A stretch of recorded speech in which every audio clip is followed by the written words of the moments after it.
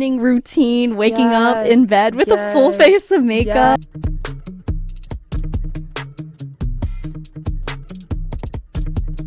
Hey, I'm your host Alexis. And I'm your co-host Truth. Sit back and relax because you're in good company. Hey guys, so this week's episode is actually low-key the theme is brought to us by Truk. No, actually high-key the theme is brought to you by the very own Truk.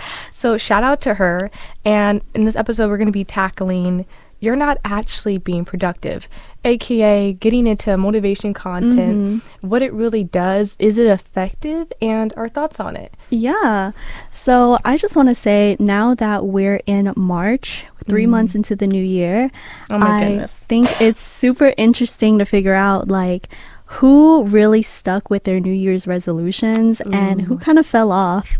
And I was really inspired to talk about this topic and really bring this idea to the episode because I was having a conversation with a friend and she said starting the new year, she started consuming a lot of self-improvement content. She's in her self-improvement era. And I was really interested because I remember watching these videos back in 2019 and 2020, but I fell off around that time. So I didn't really continue it. So when she said that, I was like, blast from the past. Oh my gosh. And, you know, I kind of want to dive into, you know, why no more and kind of all of that. Just to start off, I want to give a definition for what kind of self-improvement content we're talking about. Today, we're mainly going to be focusing on the YouTube woman-led self-improvement community. So there are a whole bunch of YouTubers whose main goal is to show other women or anybody who is interested in following in their footsteps and leading a successful life that they have led. And a lot of these women share their tips and mindset about, you know, how they self-improve. So just to start off, like, have you ever seen any of these videos? I know you're not big into this content. Okay, I would say I definitely have seen these videos, and I feel like, okay, I would argue that I've also seen them kind of on quicker pace, like on TikTok as well. Yeah, but they're everywhere. I definitely know the long form ones you're talking about. And I think it's interesting because to me, I feel that despite the fact that I used to consume them, maybe they're more popular than they ever been, like now, sort of now, but also like last year as well. Yeah. With people really wanting to be like, how to be your best self. Like there's this one girl on TikTok I keep seeing, and she's like, how to be hot while being depressed. And I'm like, what? Like what? She's like, yeah, guys, I was clinically depressed, but I'm going to teach you tricks from a psychology standpoint and like how to be hot and productive and all these different things like that. And I'm like, okay, this is different. Yeah. And I just thought it was interesting. Did I stay and watch the whole thing? No. But I did stay and watch some of it. And she was like, first thing you do, wake up and tell yourself like it's going to be a good day. And I'm like, girl, shut up. Like I know what this is. This is manifesting 101. I think a lot of it is definitely repackaged because there's only so much advice you can give somebody. Exactly. And so it's like, okay, we're all saying the same thing in a different way. Exactly. Because I was going to say, like, what kind of major themes and like tips did they give you over like this mass industry, I guess? Because that's kind of how I'm seeing it, how it's an industry of self-improvement content, and we're all kind of just reiterating the same thing. So like you've noticed the waking up and telling yourself that you're gonna be amazing, like putting sticky notes on your like mirror to remind you different things like that. I've seen as I said, like the sticky note thing, like lifting yourself up. Journaling is also a big one. I've seen journaling and the vision boards. They have been popping off for the past couple of years. That is very true. Or they were like, you know, you can't feel good until you look good. So like get in the gym, eating right. I think it's good advice, but also it does feel repetitive after a moment. I'll say this, and I don't know if this was necessarily like, oh, this is motivational content, but I got this piece of advice, and I do not remember the creator. TikTok, you go so fast. And she was like, instead of, you know, being concerned about things don't go well, write the best case scenario for anything you're stressed about. And I've been using that, and that has been a game changer. That's amazing. And I love it. And it was crazy because I said the same thing to my therapist, and she was like, that's low-key a therapy tool. And I think a lot of this stuff is like the whole write sticky notes and reaffirm is like, you know, telling yourself positives, like talk and all this different things like that. So I do think a lot of it may be like they're pulling from, you know, the textbooks that we've seen time and time again. But I actually really love that piece of advice. Yeah. Because it low-key was like manifesting but not. And I've been, as I said, I've been doing that. Anytime I feel like anxious, I'll put like, I would say best case scenario, and I'll write out what I want to happen. And it's been working. Yeah. So I will say that. Shout out. I respect the grind. I respect the hustle. Shout out for that. Right. No, because like here's the thing. This kind of content comes in all shapes and forms because it is really dependent on the creator making it. Heavy on that. Everybody has their own life perspective and their own definition of success and like their own little quirks and things that they figured out that makes it work for them. Because the advice that they give you may or may not work, but it worked for them. Yeah. So at the end of the day, I think it's like a good foundation, a good jumping off point to better yourself and see that there's a whole community of people out there who are like-minded and also want to push themselves. Right. You know? And also it gives me think about the fact that self-help books were like really popular. They've been like popping off. Right, but I would argue that people who are not big on reading will go to YouTube and not like instead of reading a book or like podcasts, self-help podcasts, like it's kind of, I don't know. I think there's just so many different ways to consume. Being better, like being your best self is what they're really like pushing. Yeah. Though I also will say, on the other hand, I've seen, I don't know if it's just me, I feel like I've seen less of it in the sense that people are very like kind of bleak right now with everything going on. So some people are like invest in yourself, you know, despite the current like, I guess the current like what's the best way to describe it? The current state? Yeah, the current state of things in the world. People are like, invest in yourself. All you have is yourself. And then other people are like, what's the point? Like things are so bad. Yeah, so it's a flip flop. Yeah, there's a flip flop. Or it's hard to feel your best when you're stressed about all these different things, like, you know, the price of groceries have not gone down, or like trying to find, because also your environment plays a big part into like you being your best self. And if people are living in spaces they don't feel like are, you know, conducive to them being better, or they can't buy the clothes that they want, because in the sense that all these different like self-help people usually look a certain type of way, very like clean girl aesthetic, and because it's a very cookie cutter shape form of success, and everybody has their own version of it, and I think you brought up a really good point about how there are so many other variables, environmental factors that affect how you can best take care of yourself. Absolutely. And I do want to point out that though, like at its core, I do see the point and I do see the benefit of this content. It really isn't the solution for you fixing your life, I think, as they kind of sell it to be. Yeah, no way. Not to cut you off. I think I agree with that. I guess my big thing is there are aspects of it you can incorporate into your daily 100%. life. But overall, depending on your circumstances, some of it's not as feasible. Like, you have these girly pops going to all the bougie grocery stores like Erewhon in LA. Oh my God, I heard about that. Pilates. Yes, and the like, Pilates princesses. Right, and you see people envy that they have all this time and this energy to be their best selves, like making home-cooked meals every day. Like, a lot of people don't have the energy for that. But also, I don't believe that these people's lives are as carefree as they make it to seem. I agree, because do you remember when everybody was hopping on the trend of when TikTok was going down and everybody was exposing themselves, that the life that they showed on TikTok was fully curated, and it really wasn't the truth, because real life is so much harder than the glamorized self-help version that they're selling.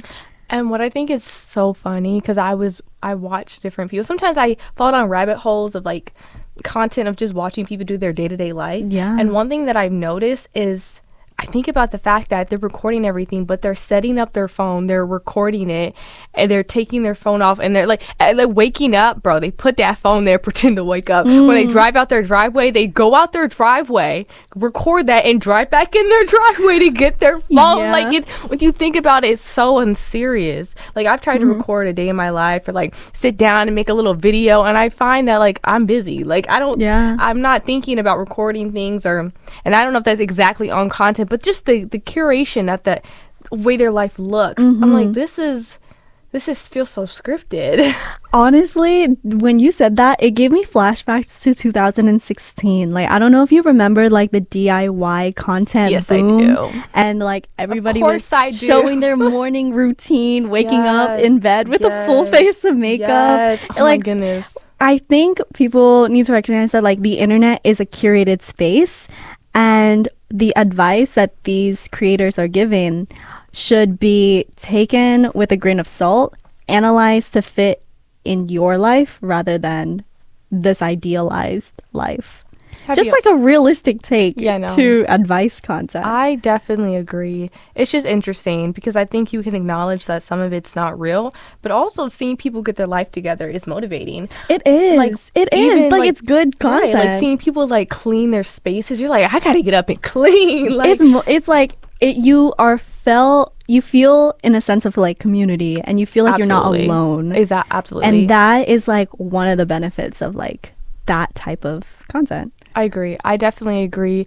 I will say, I've said I will say so many times, but I will say that I think it can be in different niches. As I said, there's like a group of people who are cleaning, and that motivates you to want to get up and clean. There's different people who like reading, and you're like, oh, you know what? I need to go sit down and read, because they make it look so interesting. Sometimes I crave just having a video of somebody reading a book that I'm reading, just because I want to see their thoughts. I want a little reading vlog, and I like the idea of being able to share that with somebody. So I do like that. I do like that aspect of it, that there is a community that feels like it's there, curated or not. There's some people who are definitely more genuine, and you can feel that as well. For sure. And like, even if it's curated, having that sense of somebody else is there really does help people sometimes, because we're social creatures, you know, we're human beings, and we like being surrounded by others who have the same interests as us. Heavy. But moving on, like, I was really interested in what you said about we started moving on to cleaning content, book reading content. And I was gonna say, after using this self-improvement content as a foundation, I definitely think the next step to having like a purposeful life, right? Because at the end of the day, we're all trying to find purpose in our life. Right. Is to really delve into our interests and like delve into, oh my gosh, this is really interesting, I want to look into this. And that is kind of the secret ingredient to what propels you forward, because it's really self-motivated at the end of the day compared to being externally motivated and validated. I definitely see like the point that you're making. I think it's interesting because I argue that this content can kind of introduce you to new things you wouldn't even know you found so intriguing or interesting. I think, or because my big thing is I didn't read like a ton of fantasy books, and then I was on Book Talk, and then I started picking them up more because people were like, and I was like, you're in the space. This is fun. So I like it. You can try new things passively until you fully want to dive into it. Yeah. And so it's not as intimidating. For sure. I think the intimidation is a really big part of why people don't try things out. And having this layer of somebody doing it before you really helps you feel less alone. Especially with like the workout content. There's this one girl oh my goodness, I do not remember who this creator is, but she recorded her own transformation with her workout routine. I mean, as long as she's not lying, like that was what she put out there, and people were like, oh my gosh, like this changed my life. And then other people started doing their results and like how much better they felt, and I'm like, that's really inspiring. And it's things like that. Like I remember when Chloe Ting was popping back in 2020. Oh, I do remember Chloe. Oh my gosh, one thing about her, she gonna get through that whole workout no breaks, as far as I can tell. No breaks. And I was doing the workouts and seeing other people's journeys, and it was fun. It felt like a whole, I mean, okay, working out wasn't fun, but you know. But the community aspect. Yeah, the whole like, okay, we have a 28-day challenge and I'm going to do it. Yeah. I got my sister to do it. Like we were working out. Yeah. So I do like that, especially when it's more positive leaning. You get to see someone's journey. Doechii, who just got a Grammy. Shout out to Doechii. Recording like her journey up. Like she recorded herself getting fired from her job. She recorded herself like saw everything. Clips of that. And people were like, and now she's a Grammy nominated. Like she got that Grammy, and it's stuff like that. Like that, she was so confident that she was eventually gonna make it.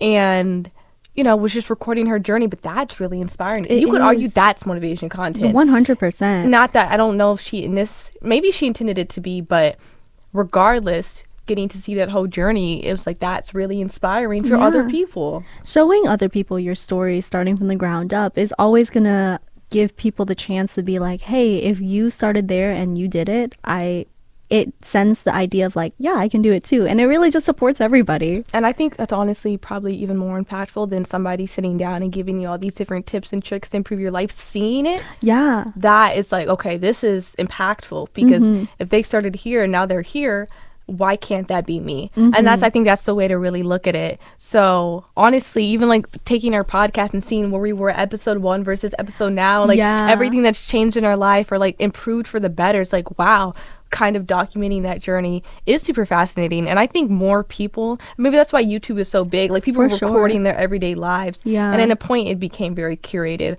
But when it was just like, we're not going to be editing a lot, like I'm just going to sit here and I'm just going to talk and I'm just going to give you my perspective or my journey, that's what people really resonate with even to this day, is being authentic to yourself, because usually you can be authentic to other people's lived experiences. For sure. I think a really big theme on YouTube is authenticity, because everybody wants to find a content creator who really speaks to them and sees their life perspective in a way. Because I was going to say, on YouTube, there's so many different niche communities and everybody has their own personality that can shine through, because you really wouldn't feel seen until you find a creator that aligns with you in terms of lifestyle, in terms of like looks, in terms of like quite literally anything. You know what I mean? What's also I find curious, there's some people who purposely go to creators that live lives that they want to live and watch them. Oh my goodness, I'm thinking about, this honestly is why I think kind of people are saying that conservative has kind of gained popularity, just like the lifestyle with the whole thing where people are like, oh my goodness, I'm not even Nara Smith, bro, and I don't even really want to name drop her because she's a Mormon and she's I think she's racist. In my opinion, she's weird, but the point is, she was heavy like leaning into like making everything by scratch for her kids. Yeah, the whole organic, which I honestly, shout out to you. It's not a bad idea, for that. Right? But I also saw some people were making fun of it, but other people were like, "Oh my goodness, like I wish I could do this." And then always wearing like fancy dresses and done it very well. Like some people strive. That's what they want. They want to have the time to make everything for their kids and look very elegant and lovely while they do it. And then I've seen a lot of content kind of push towards that. And I also like the way it's like trendy. It's trendy for right now.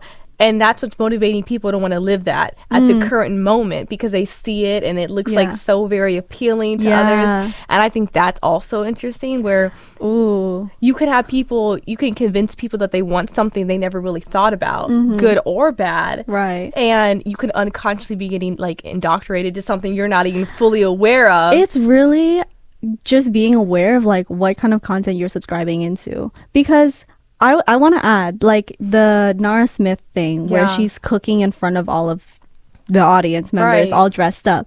I watched this other content creator. She's like an older Vietnamese mom and she's just cooking. Like she's so chill. And we see her kids screaming in the background, and it's the same type of content where you're making food for your viewers to see, but it is presented in such a completely drastically different way. Oh my goodness, wait, that also reminds me, the reason I had beef with Nara Smith one-sided is because I remember initially like her content was like, okay, this is cool, this is fun, this is different. But it came out that she had stolen her whole gimmick from another creator, Black creator. And it was crazy because she was in this woman's comment section saying like, I love your content, like that voice she puts on, the way she's dressing up, the way everything's like homegrown, whole bit from another creator. And that's where it was really like, yeah, you were inspired to the extent that you were stealing. So I think that's another thing you got to be careful about. You see this content, you get motivated by it, maybe you want to make it of your own, but you take someone's entire gimmick. So it's a hard line. It like when it comes back to motivational content, it's all regurgitated things at the end of the day. Absolutely. But I think you got to be careful with how regurgitated it is. See, imagine somebody came in with a podcast and similar name as us, same color scheme, one black, one Asian, and basically the topics are nearly the same. Like half of the stuff she was cooking was exactly the same. Like, girl, be so for real. You'd be like, okay, this is kind of, you really are inspired by us to the point where you don't really have your own identity. So I think that's another thing to be careful of when you watch this content, to not fall so into it that you want to replicate everything that they're doing. Right, because at the end of the day, you're you. Right. Like, you got to celebrate yourself and figure out what works in your life. So, no, you bring up a really good point about like not really falling in so deep, because that starts leaning into like idolizing culture where you're idealizing this creator's life when it's not their life. It's like, the internet. It's aspects of their life, but it's bits and pieces. Like my own Instagram is like my fun moments. I remember, I was with a friend, and she said she was with one of her friends. We both know it was a mutual, but it's just a mutual right now. I haven't met her in person. And she was saying, oh, like Alexis' Instagram, like she's always out. She looks like she's having fun. I'm basically home every weekend. I'm so serious, bro. I'm in bed. I'm reading. I do go out. I do have a good time. But that's what I'm showing you. I'm not always out. So someone trying to replicate my lifestyle via my social media, they're going to tire themselves out. I don't even live like that. So I just think it's interesting to see how, people perceive you, they perceive your life, they perceive what you put out there. But once again, be careful, because you want to make your own identity. It's good to be motivated and inspired by 100%. People, but to an extent, protect yourself. Protect yourself. Protect your energy. That reminds me of like celebrity like doppelgangers. Oh my god, the Ariana Grande ones, scary. Like Ariana Grande has so many doppelgangers. No, but like it's actually very intense. Like crazy. I've seen those videos. Oh my goodness, every era she's in, they're in. But yeah, that's, you have to do our little clothing bits. We wrap it up. I think that's what I want to leave with this conversation. Being inspired is amazing. Motivation content can be amazing. It's a good foundation. Right, but there are lines, and at the end of the day, you are yourself, but you can become a better version of yourself. 100%. Yes. So I think that's what I want to leave it on. You can become a better version of yourself, and you can start with that very now. Actually, we could inspire you. We could inspire you. But yeah, that's how I wanted to close it. Yeah, no, I think you wrapped it up perfectly. Well, thank you for that. You're welcome. You got my vision right across the board. Yeah. Okay, so now as we do our final little bits, guys, I've been listening to a lot of music lately. So the question is, which song am I going to tell you about today? Let me see, guys. Okay. I have, when you rediscover a song and it's so good and you're like, oh my goodness, how could I forget this song existed? That was me on Valentine's Day, actually. Sometimes by Ariana Grande. Oh my gosh, I don't even think of it as sometimes. Hey, I don't even think of going home. Yo, that song was my jam. Probably, maybe it was middle school. I don't remember, but it like shuffle on Spotify, and it was like I was possessed. I said, oh my god. Ariana Grande is always gonna slap. But I'm biased. Her actions, no. Her music. We're just talking about the music. Yes. So guys, listen to Sometimes. It is catchy. It is cute. It is so like 2016. Was that 2016? I feel like it was. Actually, we need to check this real quick. Double check that information. When did this album come out? Because this was the Dangerous Woman album. Oh, probably 2016 then. Yeah, right? I feel like 2016. I know my music. Yes, you do. I love that for me. Okay, Troop, what's your my little thing? So what did I learn this week? So I was listening to a podcast recently about this girl, and she was talking about the action of note-taking and how there is new ways and different ways for people to take notes rather than linear notes. And she was really advocating for like typography kind of notes where your ideas right now can always connect or web back to an idea that you had in the past or an information that you had in the past, and just making that connection more distinct and clear. So wait, what do those notes look like? Did you write it differently, or is it just the way you think about it? It's the way that you format it and think about it, because she was talking about like this online note-taking system, but at the end of the day, the idea is the web. And she used this term called mind garden, where these new items that you learn root into the ground and connect with your new plants, and they kind of form new thoughts, and you create new thoughts based on the content that you consume and critique and analyze through your own lens. And I thought that was really interesting, so I wanted to share that. How curious. I feel like half of the audience is going to understand that, half the audience is going to be confused. But it's okay. I was a little confused until I started to get it. It's like that one thing in math where you had to like take the number and divide it down, and then you got a new number. Yeah, I can see that. You know that? You know, what is that concept called? Oh my goodness. That was like 4th grade, guys. I don't remember. Division? I don't freaking know.